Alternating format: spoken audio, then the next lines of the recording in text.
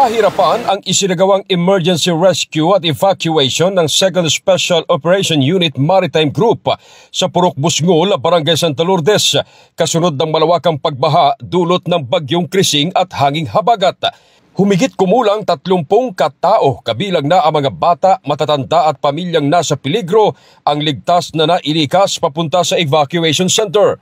Kaagapay ng mga opisyalis ng barangay, mabilis na naisagawa ang pagtugon upang masigurong walang maiiwan sa mga lugar na lubog sa baha. Ayon sa ulat, maayos na naasikaso ang lahat ng mga evacuees at patuloy na binabantayan ng 2nd Special Operation Unit na Maritime Group kasama ang ibang ahensya ang sitwasyon para sa karagdagang tulong kung kinakailangan. Nananawagan naman ngayon ng mga otoridad sa mga residente na maging alerto at sumunod sa advisories habang patuloy na nakakaranas ang Palawan ng epekto ng bagyo.